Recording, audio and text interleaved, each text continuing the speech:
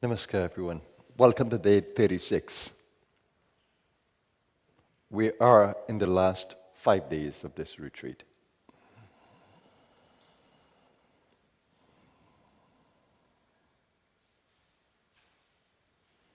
I think it's about time to tell you the ultimate secret.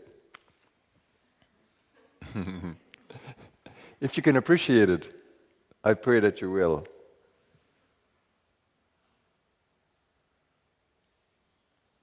And the ultimate secret is that only you exist. Nothing else but you. The rest is a dream. You know, when you come back to waking consciousness, when you're dreaming, having a sleep dream,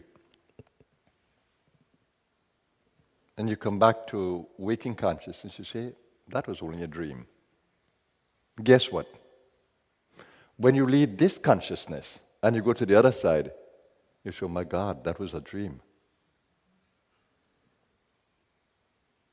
Both that side and this side are dreams. What does a dream mean? It is not real. It's not absolutely real. It's changeable. It has no real existence. This you, that whatever you call your name by in this lifetime, is going to go. You're going to have another name in another lifetime and yet another name in another lifetime. So which one of them is real? You were an infant in this body. You don't have that same body anymore. Which one was real? This one is going to also go. Which one is real? All those whom you have remembered in your life and they've passed on, where have they gone? Where are the bodies? Where are the things that you held as reality? Where are they? Where is yesterday? So what are you holding as your reality that you make so precious? Ultimately, all the memories will be gone too. They weren't real in the first place. So your ego has no reality, absolutely no reality. You give it reality. It's like how you give darkness reality. Darkness doesn't exist, only the light. But when the light is hidden, like how the light of our Atma, our soul is hidden, then we see darkness. Our minds are in darkness. We don't understand who we are. And we create these stories. Even when an event happens, we create all kinds of stories about it, all kinds of interpretations and misinterpretations. Like when I say something, for example, you will have your own idea about it. And another person will have another idea about it. That's why in conversations when we meet, we realize that we are all hearing the same thing in different ways. Which one is real? Which one is real? When you have a sickness in the body, is it absolutely real? When the body is changing and getting older, is that absolutely real? What is the reality? What is that which is absolutely real? Doesn't change under any circumstance. That's why you need to center in. Don't put your focus on center in. The focus should be on the centering. You are that.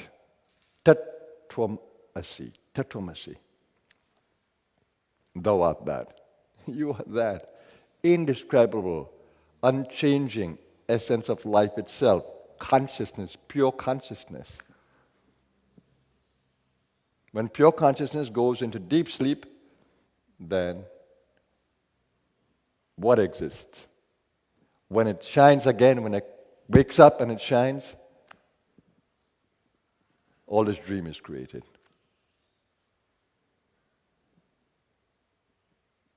But granted that we live in a dream world, so we need to use the dream world to escape the dream world. The ego that has no real existence appears to be real for us. But it is only our infinite self operating in and through a little form and then an ego appears. So if the form changes, the ego begins to change.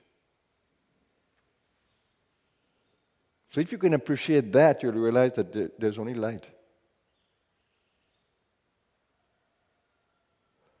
Now in ignorance, held in this form, this infinite being that is us is dreaming this existence.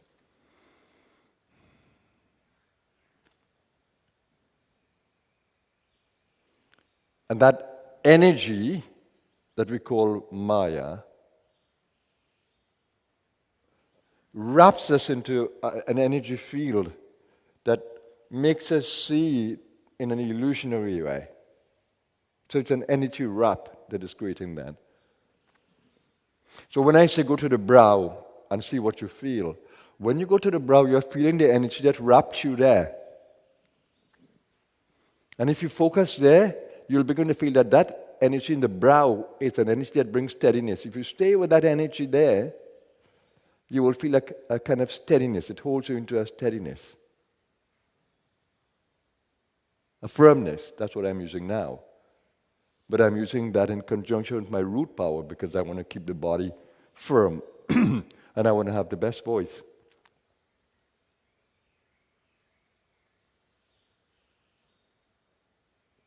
So I'm conscious of the whole chakra column. I'm operating from an entire chakra column.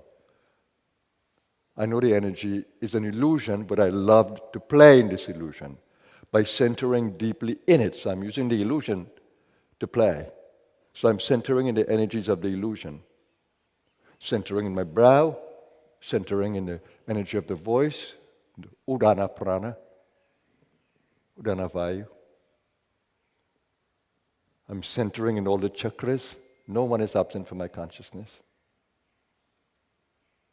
So I'm playing in an energy field from a place of witnessing that is clean, clear. Not dreaming. Well, in a way. I can see the dream. I'm witnessing the dream, so I'm in the dream. But I'm centered in the essence, which keeps me absolutely clear. I'm not caught in any of the dramas. No victim drama. No superiority drama. I own nothing, I have nothing as ego. Everything belongs to that one infinite consciousness. It emerges out of there and goes back into there. Now that experience will come to you because it's who you are. It's your destiny to come back to that essential place of oneness.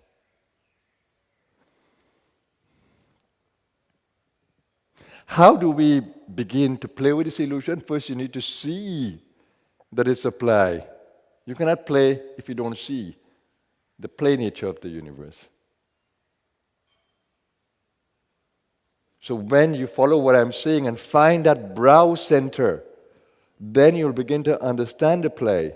And when you use that brow to help you channel energy through the others, you'll begin to play in a different way. You have to play in her. Not with the ego. So you need to find her. You need to find her presence in you. She will take us back home. She's the grace-bestowing power. She's the guru principle. She'll pull us back home. You'll find that the brow will experience a pull inside. Your tongue will want to go up in the throat area. Your mind will interiorize. You have to find her. You have to sail with her. You have to move with her. So you need to find her. That's what Shaktipat does. It brings the presence of her.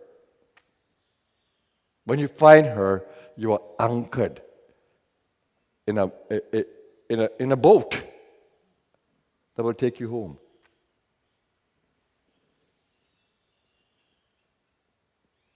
And the beauty of sailing with her, confidence. Oh, Mother, you're with me. I can feel you. You're just behind my pranas. I can feel when the pranas move. You're with me in the prana. You're with me in the breath. You're with me with the emotion. You're with me in the mind. You're with me in the action. I can feel you, oh Mother. I can feel you. You are the energy of my being. You are the evolutionary energy. You take me on this journey. Without you, I'm nothing. That's how I felt when I returned from India. the age of 21. I felt anchored in this energy, and I felt guided by it, loved by it, empowered by it, energized by it, and I stayed in it, with it, completely in attunement with it. Did I have bad days? Yeah, it's a karmic play. I'm in a dark world. I'm influenced by the energy of the world, but I would center myself in her for that safety. She gave me a safety net. So where are you going, O soul, without her? How can you live without her? You have to wake up in her. You have to go to bed in her. You have to spend your day with her. She must be behind your voice. You must feel her resonance behind your voice.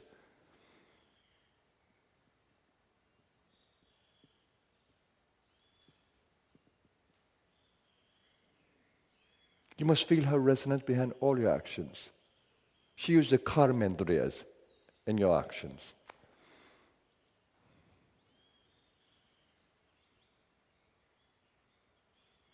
So you're existing in a dream.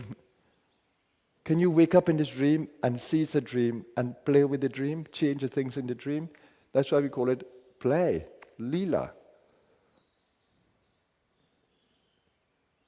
It's a lila of Maya. You can weave anything in the dream. You can create anything in the dream. That's what you've been constantly doing. You're creating visions, goals, and you are seeing them manifest when you have the merit.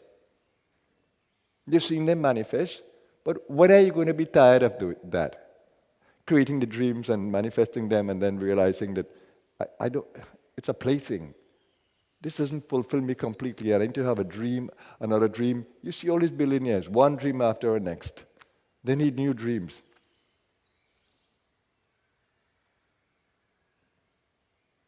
And the post-suffering people, they're having another dream of lack, of victim consciousness, a fight. Such an unbalanced world. The world longs for unity consciousness.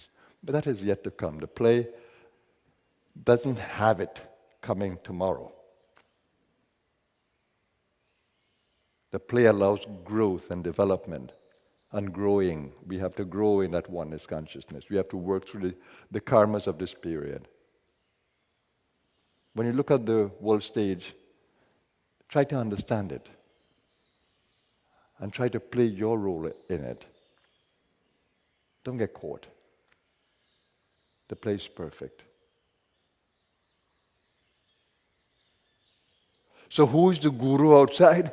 Nothing but your own self. Your own consciousness is manifesting in the guru. How did the guru reach? You have attracted the guru.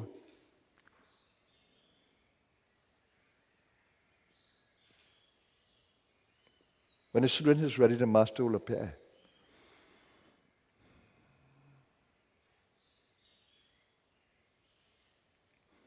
But you can enjoy the dream for as long as you want, but I need to tell you it's only a dream. You're going to have to wake up from it. And in the dream, you need to create some dream merit. You need to do some good deeds in the dream so that you can have merit to grow. Otherwise, if you do negative things, evil things, things that will hurt, and you become selfish in the dream, you don't carry the merit. You have more demerit points.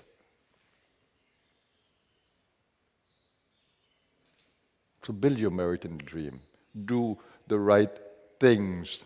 Develop the right habits to help you to climb the ladder of this dream until you can jump out of the dream, wake up out of the dream completely. The waking up is in steps, stages.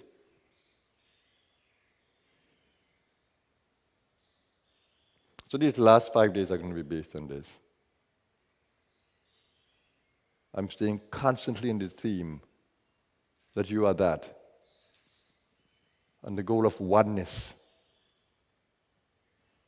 And the goal of seeing the play, working with the play, and learning the energies involved in the play. If you come into the heart energy, it's an energy. You can feel it. And there's a center, a chakra, from where you can feel in the center of the chest. You can feel this energy emerging out of there. Why do you think this is called a chakra? Because it's moving energies. And when you center your consciousness there and you grow, you'll find the ability to channel energy through the body. When you come to this chakra here, you can channel energy into the mind. You can create dreams there. But of course, the great dream is to wake up from the dream. The greatest dream goal is to wake up from the dream. The body is also a dream. So you can energize this dream body with the dream energy, with the prana. The place too magnificent not to be able to speak about it. There is no death. Absolutely no death. That birth and death only appears to be. They have no essential reality. The immortal you behind it, the infinite consciousness behind it, is creating this dream of taking birth and dying and all the rest. But who will understand this? Who will understand this? Who will want to know more about this? Who will really venture into becoming free and being able to play the dream magnificently? I pray that all of you will. It's only a dream. What are you going to lament about? Now you can understand why the great teaching of the Upanishad tells us to pray. Asatoma sadgamaya. Take away the asat, the unreal, from my eyes. Lead me to the experience of the reality, sat. Asatoma sadgamaya. Why? And he says in the next line, Tamasomar jyotirgamaya. Because there is darkness from the asat. Lead me away from the darkness so I can come into the light of sat. Jyotirgamaya. And why? Because this creates the idea of mortality. Mrityorma. Move me away from the idea of death. It defines we being caught in the death consciousness. So it says, Mrityorma. Take away the consciousness of death and dying. And lead me to the consciousness of immortality. Amritam gamaya.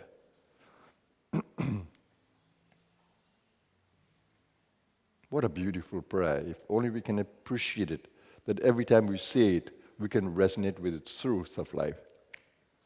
Asatoma sadgamaya, tamasoma jyotirgamaya, mrityorma amritam gamaya. Imagine all these people are repeating these prayers and hardly understand that it's a mystical formula for freedom. It's a call to wake up. Asatoma sadgamaya.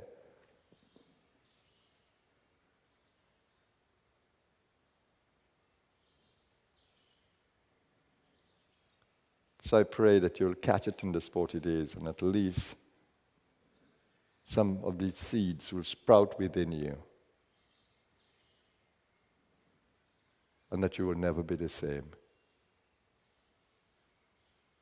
You'll have another level of waking up until you wake up ultimately from this grand dream of Maya. Maya's dream.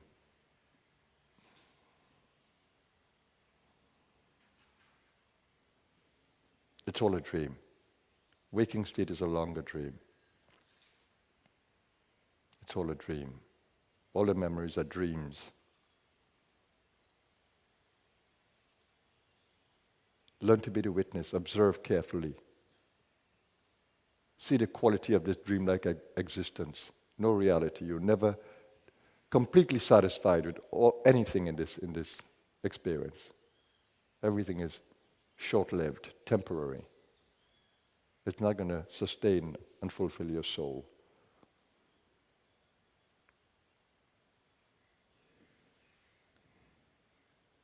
So all those who have the ear to hear, please listen. All those who have the receptive mind to receive, please contemplate. And all those who feel the energy within their being to rise and grow, follow it. Let the lion within you roar, that you may experience the power of your essence. Now, have I inspired you to go inside? On the inside, I am with you, whether you know it or not. But I'm not with you with this Vāsudeva form. I am with you in what we call a non-local form. You have a non-local form too, but it's sleeping. The more it wakes up, the more you will feel your unity with all of existence. Your non-local self, your omnipresent self needs to wake up.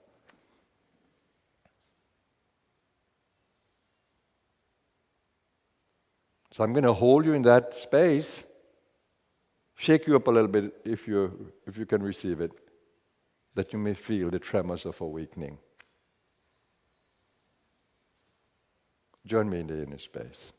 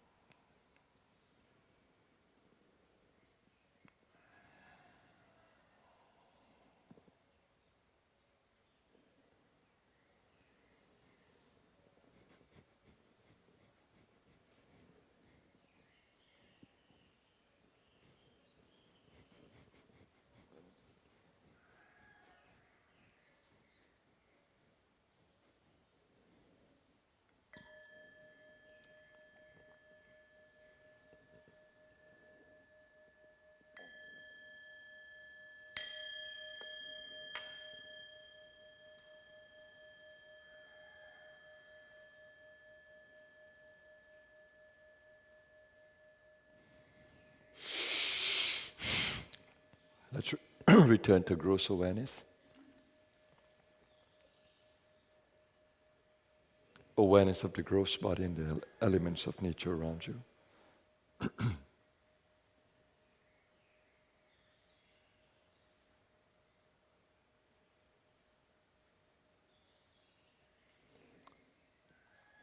Breathe deeply into the lungs.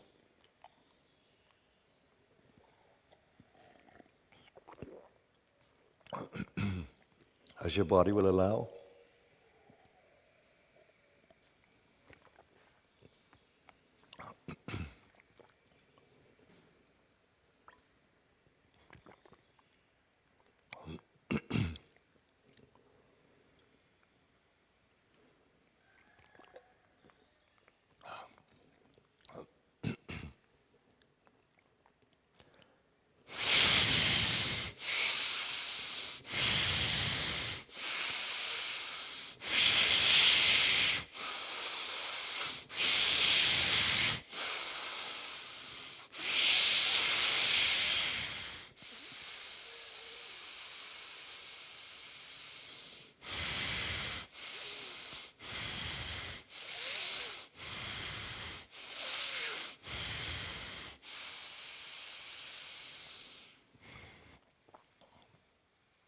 And now we do the Om sound.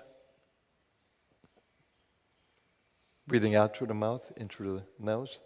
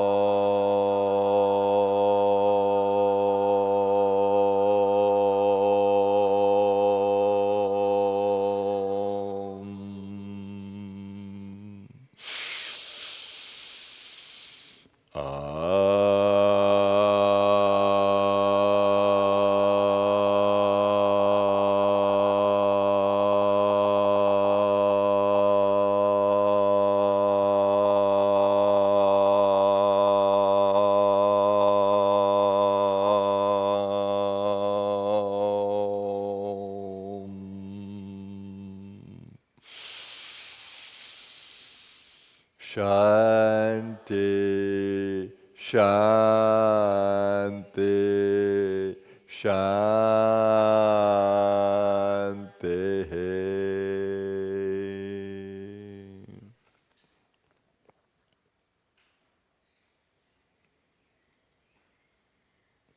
Welcome back, everyone. Now, when I tell you to ground yourself in the body once again, or breathe into the lungs, I'm really asking you to go back to those rooting centers within you. Like when I root in the Muladhara, the root center. It is quite an experience of holding the body in this energy grab of the chakra. So it's only by practicing pulling up the perineum area and trying to do that with the energy that you begin to experience, holding it, pulling it, holding it, pulling it, holding it, pulling it, and then observe what happens. You feel stronger in the body, your smell is better, and when you're walking, you're more grounded in your feet. So that the chakra gives you that. And from there, in that chakra, when you get a hold of it, it arrests the losses of energy that we normally have down there that you don't see. And that is the energy. When it's weak, it leads to incontinence. So we need to strengthen the sacral with that root, and we need to open up the belly and strengthen the belly from that firepower in this whole lower area. It's called the lower dantian. Japanese call it the hara. So you find immense strength from there, but you need to learn how to use it energetically. So you need to practice the exercises of really getting to the perineum, really open up the belly, really observing the sacral energy, and learning how to power that up. The Kundalini awakening will allow you to become more aware of that. But when you do that, that's what I do in the chanting of the Om. It comes from way down and it's grounded in the body.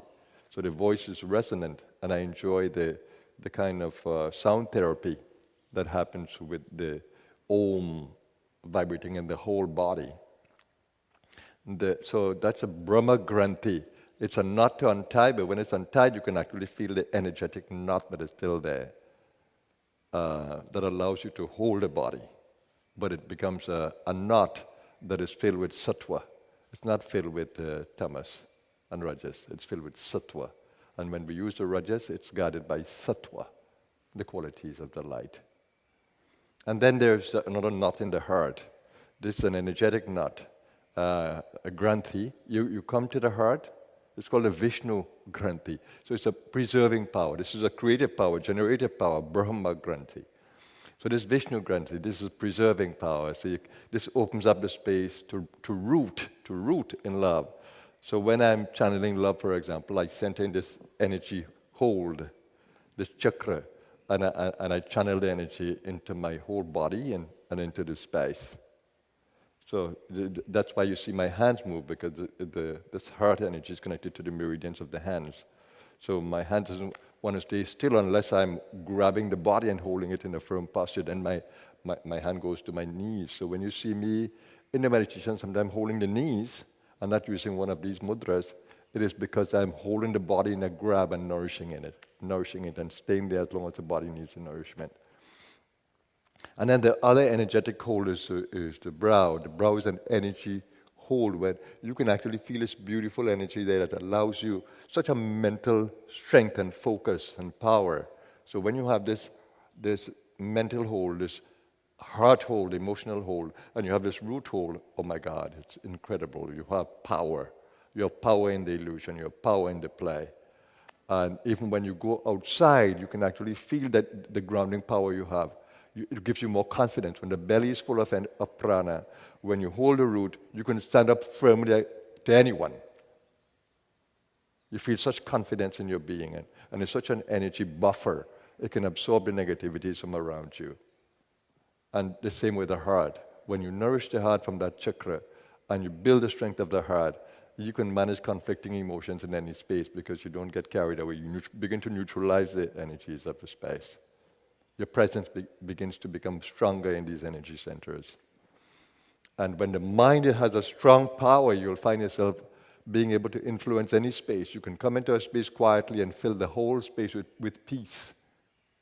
That suddenly all the noise starts to drop simply because of you and your strong presence and how you're holding yourself and rooting yourself in all these energies. So all these are possible for you. And this is possible in the energy journey. That energy has been awakened in you. This is the way to use it honorably. So when you go out into the world today, look for these energy practices that can happen in the world, where your voice becomes firm, it's centered in sattva, and where your heart energy is held in balance and control. You feel this emotional intelligence, and then you feel the mental intelligence. So gut intelligence, the heart intelligence, and the mental intelligence. You become stronger as you go outside. You can feel the buffer of energy that even if other energies are in the space, you can hold it, you can neutralize it. That's power, that's true power, but always driven by nobility, because it's a very powerful experience. Some of those who have learned these things and they practice them and develop power, but the ego is still strong, they destroy themselves and they destroy others as well in the process. So we don't want to do that. We want to stay completely noble in the play continuously. And that's why we need to associate with the greatest of masters, the greatest of teachers, those who are selfless, and they teach us to be selfless and honorable. You know a true teacher by what he or she is teaching. The true teacher teaches us that the power lies within us. They never want to control us. They want to wake us up to our own power. And they teach us how to be honorable, how to treat the world with love and respect, and how to see the divine in everything. The true masters stay firm in that, completely selfless, not asking for anything, not wanting anything, but giving their all. So as you become active in the world today, look at the energy that flows through your eyes, flows through your voice, flows through your touch, and refine these energies. So what you are giving out is powerful. And develop the strength of your power centers. The belly can hold a lot of pranic energy. The heart can hold a lot of pranic energy. And the mind can hold a lot of pranic energy. Make these strong as you venture into the world, and you will feel more fearless. You become a peaceful warrior. You can defend. You don't want to fight. You're not offensive. But you're strong in your defense. You're protecting. You're a protector.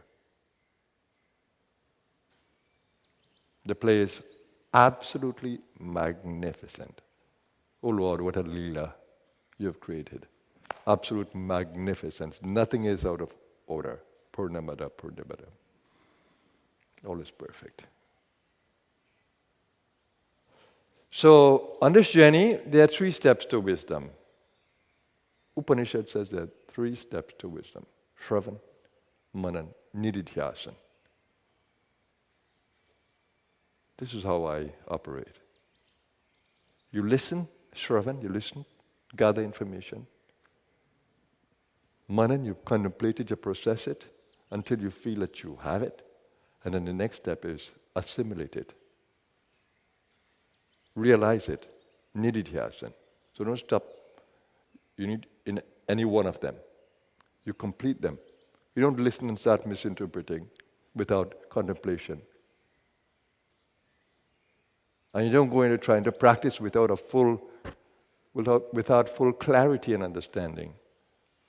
So one will flow into the other. But you need to take what you have learned right into the practice, into the realization of it, until you own it, it becomes a part of you. So I hope that all the knowledge that I'm offering to you, you will treat it like that, as steps to wisdom. So have a beautiful day 36. We're in the last leg of talks and practices. And once again, thank you for your journal entries. I'm absolutely loving them. Know that if you didn't get a reply just yet, know that they are acknowledged.